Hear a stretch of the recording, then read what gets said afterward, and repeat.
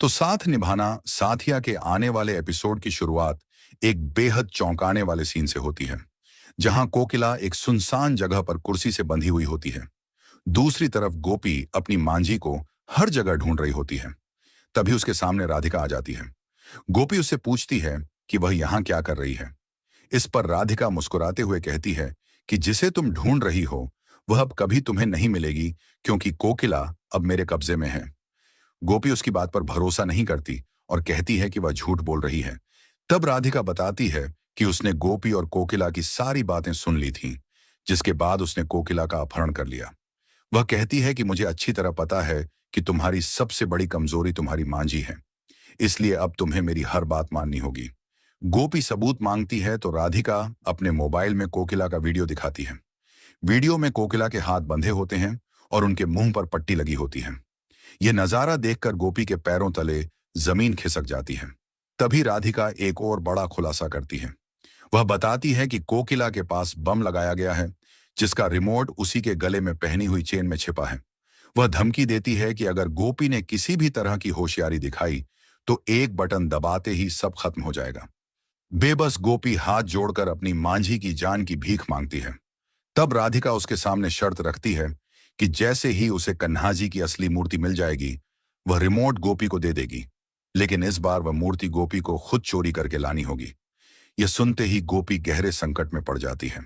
राधिका साफ चेतावनी देती है कि घर जाकर किसी को भी इस बारे में कुछ मत बताना, वरना कोकिला की जान चली जाएगी।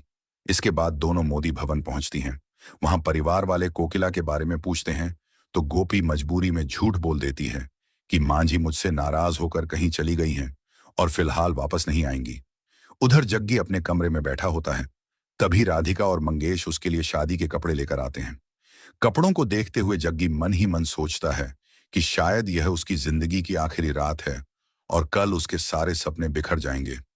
दूसरी ओर गोपी लगातार कन्हाजी से प्रार्थना करती रहती है कि किसी तरह उसकी मांझी और पूरे परिवार की रक्षा हो जाए। अगले दिन शादी की तैयारियां पूरे जोर शोर से शुरू हो जाती हैं। तभी राधिका गोपी को एक तरफ ले जाकर ऐसा सच दिखाती है जिससे गोपी दंग रह जाती है।